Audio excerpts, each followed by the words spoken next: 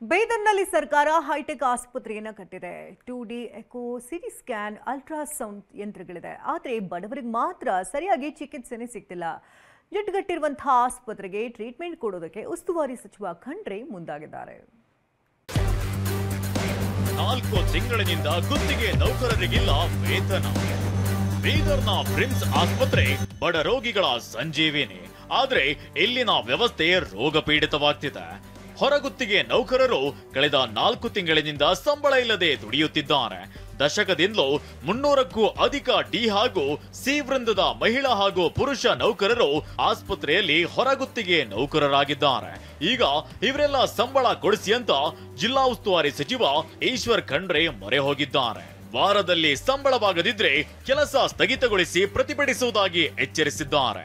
ನಮ್ಮ 393 C and D IM ಆಗಲಿ, computer operator ಆಗಲಿ, SDA, FDA, ಸೆಕ್ಯೂರಿಟಿ ಗಾರ್ಡ್ಸ್ ಎಲ್ಲ ಥರದ ನಮ್ಮಲ್ಲಿ ಎಂಪ್ಲಾಯ್ ಇದ್ದಿದ್ದಾರೆ ಬ್ರಿಮ್ಸ್ ಆಸ್ಪತ್ರೆಯಲ್ಲಿ.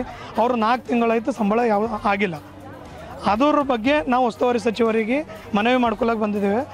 ಆ ಮನವಿಯನ್ನು ಸ್ವೀಕರಿಸಿ ಉಸ್ತುವಾರಿ ಸಚಿವರು 1 ವಾರ ಒಳಗಾಗಿ ನಿಮ್ಮ ಮನವಿಯನ್ನು ಸ್ಪಂದಿಸಿ ನಾವು ಇಮಿಡಿಯೇಟ್ ನಾವು ಪೇಮೆಂಟ್ ಮಾಡ್ಲಿಕ್ಕೆ DC ಅವರಿಗೆ ಸೂಕ್ತ ನಿರ್ದೇಶನ ನೀಡಿದ್ದಾರೆ. ವಾರದಲ್ಲಿ ಸಮಸ್ಯೆ ಬಗೆಹರಿಸ್ತೇನೆ ಅಂತಿದ್ದಾರೆ ಉಸ್ತುವಾರಿ ಸಚಿವ ಈಶ್ವರ್ ಖಂಡ್ರೆ. ಅಲ್ಲದೆ ಬ್ರಿಮ್ಸ್ ವ್ಯವಸ್ಥೆಗೆ ಕಾಯಕಲ್ಪ ನೀಡುವ ಬಗ್ಗೆ ಸಚಿವರು ಮಾತುಗಳನ್ನಾಡಿದ್ದಾರೆ. ಯಾಕಂದ್ರೆ ಈ ಆಸ್ಪತ್ರೆಗೆ ತೆಲಂಗಾಣ, ಮಹಾರಾಷ್ಟ್ರದಿಂದಲೂ ರೋಗಿಗಳು ಬರ್ತಾರೆ.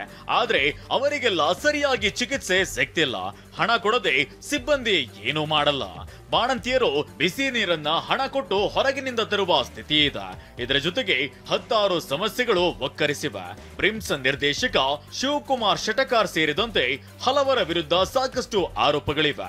ಹಾಗಾಗಿ ಆಸ್ಪತ್ರೆಗೆ ಕಾಯಕಲ್ಪ ನೀಡಬೇಕು ಅಂತ ವೈದ್ಯಕೀಯ ಶಿಕ್ಷಣ ಸಚಿವ ಶರಣಪ್ರಕಾಶ್ ಪಾಟೀಲ್ಗೆ ಸಚಿವ ಖಂಡ್ರೆ ಪತ್ರ ಬರೆದಿದ್ದಾರೆ. ಡಿ ಗ್ರೂಪ್ ಸಿಬ್ಬಂದಿ ಇದ್ದಾರೆ, ಆ ಸಿಬ್ಬಂದಿಯವರಿಗೂ ಸಂಬಳ ಕೊಟ್ಟಿಲ್ಲ ಅನ್ನುವಂಥದ್ದು ದೂರುಗಳಿವೆ. ಮತ್ತು ಔಷಧಿ ಖರೀದಿ ಮಾಡುವಂಥ ಸಂದರ್ಭದಲ್ಲೂ ಬರೀ ಕೊಟೇಶನ್ ಮೇಲೆ ಔಷಧಿ ಖರೀದಿ ಮಾಡಿದ್ದಾರೆ, ಟೆಂಡರ್ ಕರೆದಿಲ್ಲ, KTP ಆ್ಯಕ್ಟ್ ಉಲ್ಲಂಘನೆ ಮಾಡಿದ್ದಾರೆ ಅನ್ನುವಂಥ ದೂರುಗಳಿದೆ. ಇವೆಲ್ಲ ದೂರುಗಳ ಬಗ್ಗೆ ನಾನೊಂದು ಪತ್ರವನ್ನು ಬರೆದು ವೈದ್ಯಕೀಯ ಶಿಕ್ಷಣ ಇಲಾಖೆಗೆ ಇವತ್ತೊಬ್ಬ ರಿಟೈರ್ಡ್ ಜಡ್ಜ್ಗೆ ನೇಮಕ ಮಾಡಿ ಅದರ ಬಗ್ಗೆ ತನಿಖೆ ನಡೀತಾ ಇದೆ. ಸರ್ಕಾರಿ ಆಸ್ಪತ್ರೆಗಳು ಇರೋದೇ ಬಡವರಿಗಾಗಿ. ಆದ್ರೆ ಸರ್ಕಾರಿ ಆಸ್ಪತ್ರೆಗೆ ಭ್ರಷ್ಟಾಚಾರದ ರೋಗ ಬಡಿದ್ರೆ ಅದಕ್ಕೆ ಟ್ರೀಟ್ಮೆಂಟ್ ಕೊಡ್ಲೇಬೇಕಿದೆ. ಸುರೇಶ್ ನಾಯಕ್, TV9 ಬೀದರ್.